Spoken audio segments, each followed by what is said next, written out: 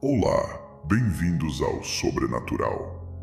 Apague as luzes, coloque os fones de ouvido e, por favor, tente não passar a língua nos seus dentes enquanto eu te conto essa história.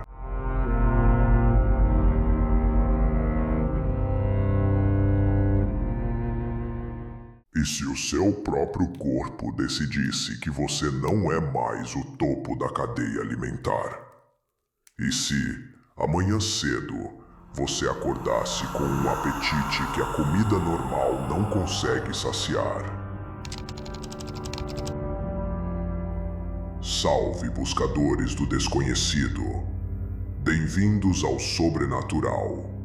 Hoje, o nosso relato real, ou talvez real demais para o seu conforto, vai fazer você questionar cada pequena dorzinha no corpo. Antes de começarmos essa descida ao abismo, já sabe, se inscreva para não se perder na escuridão e deixe o like se você tem coragem de ouvir até o fim. O que vamos narrar hoje começou com uma simples dor de dente e terminou em algo que a medicina não consegue explicar. Tudo começou com o Paulo, um cara comum, como eu ou você. Escritório, café gelado e a rotina massacrante de São Paulo. Numa terça-feira qualquer, ele sentiu aquela fisgada chata na gengiva. Sabe aquela dor latejante que parece acompanhar o batimento do coração? Pois é, ele achou que era o siso. Tô velho pra isso, pensou. Mas quando ele chegou em casa e foi escovar os dentes, o espelho revelou algo que fez o estômago dele dar um nó. Não era um siso. Entre o canino e o pré-molar, uma pontinha branca, afiada como uma agulha, rompia a carne vermelha e inchada. O estranho não era o dente em si, mas a velocidade. Não havia sangue, apenas uma pressão insuportável. E o cheiro metálico, como o de moedas velhas misturadas com ozônio, começou a impregnar o banheiro. No segundo dia, a coisa escalou. Paulo não acordou com um dente novo. Ele acordou com 3, pequenos, serrilhados, posicionados atrás da fileira principal, como a boca de um tubarão. A temperatura do quarto dele parecia ter caído 10 graus, mas ele estava suando. Ele tentou tocar a nova dentição e a ponta de um dos dentes cortou seu dedo como se fosse uma navalha de barbear. Foi ali que a fome começou. Mas não era fome de arroz e feijão. O cheiro do bife que ele tentou fritar o deixou nauseado. O cheiro de carne cozida parecia lixo. O que o Paulo queria, o que as entranhas dele imploravam, era algo que ainda estivesse pulsando. Paulo já não ia mais trabalhar. A boca dele agora era uma massa de marfim e dor. Toda vez que ele fechava a mandíbula, os dentes se encaixavam em um mecanismo perfeito de trituração. Ele contava mais de 40 dentes agora, e eles não paravam de nascer. A tensão psicológica aqui, pessoal, é o que destrói o homem. Ele se olhava no espelho e não reconhecia mais o reflexo. Os olhos estavam encovados, a pele pálida, quase cinzenta. E o som. Ah, o som. No silêncio do apartamento no 12º andar, ele conseguia ouvir o som das unhas de algo arranhando o lado de dentro do guarda-roupa. Ou seriam as unhas dele mesmo contra a parede? Ele começou a mastigar coisas. Primeiro foram as canetas. O plástico estalava e o gosto da tinta preta parecia um banquete. Depois foi o pé da cadeira de madeira. Ele sentia a necessidade de gastar os dentes, de afiá-los. O som da madeira sendo estraçalhada ecoava pelo corredor vazio. "O que está acontecendo comigo?" ele gritava, mas a voz saía distorcida. Um som gutural, como se as pregas vocais estivessem sendo transformadas por aquela mutação sobrenatural. Ele tentou ligar para um dentista, mas como explicar? Doutor, eu estou virando um monstro? Ele desligou o telefone antes de completarem a chamada. Ele sabia que, se saísse na rua, o instinto falaria mais alto. Sexta-feira à noite, a fome se tornou insuportável. Ele abriu a geladeira e viu o pacote de carne moída crua.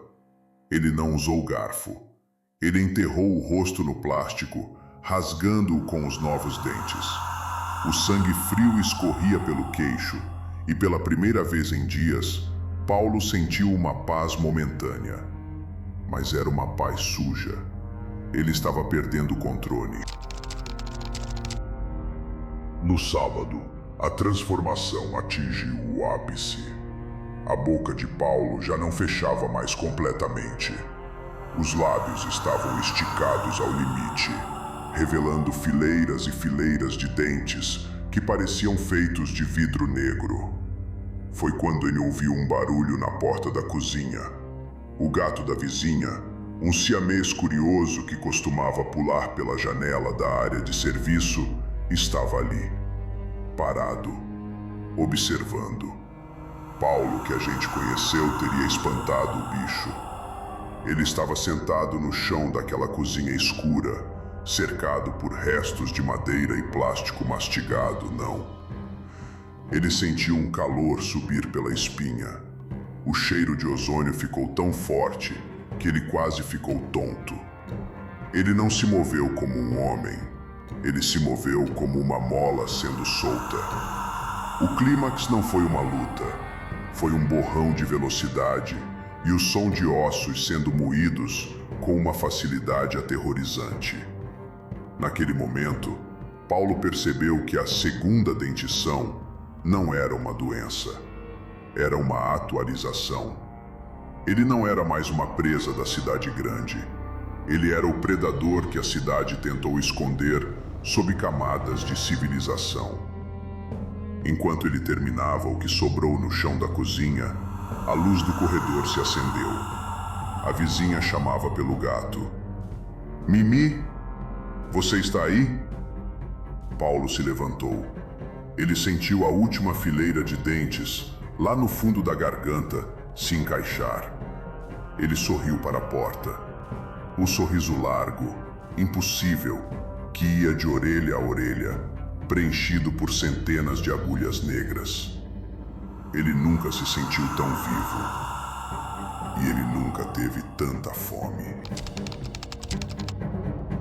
O apartamento do Paulo foi encontrado vazio 3 dias depois. Sem sinais de arrombamento. Apenas marcas de mordidas profundas na estrutura metálica da porta. Marcas que, segundo a perícia, não pertenciam a nenhum animal conhecido na fauna brasileira, ou em qualquer fauna do mundo. Dizem que, em algumas noites de lua nova, moradores do centro de São Paulo ouvem um som de algo sendo mastigado nos becos escuros. Um som seco, rítmico. Agora, eu te pergunto, você já sentiu aquela pontadinha na gengiva hoje? Já passou a língua nos seus dentes e sentiu algo um pouco mais afiado que o normal? O corpo humano é um mistério e, às vezes, a natureza decide que é hora de trocar as ferramentas de corte. Se você gostou desse relato, não esqueça de deixar seu comentário. Você já teve algum sonho estranho com seus dentes caindo ou nascendo? Dizem que é presságio de morte, mas e se for apenas o começo de algo novo? Compartilhe sua história nos comentários. Eu leio todas. E quem sabe o próximo vídeo não é sobre você? Se inscreva no Sobrenatural. Fique atento aos sinais. E por via das dúvidas, evite olhar no espelho antes de dormir.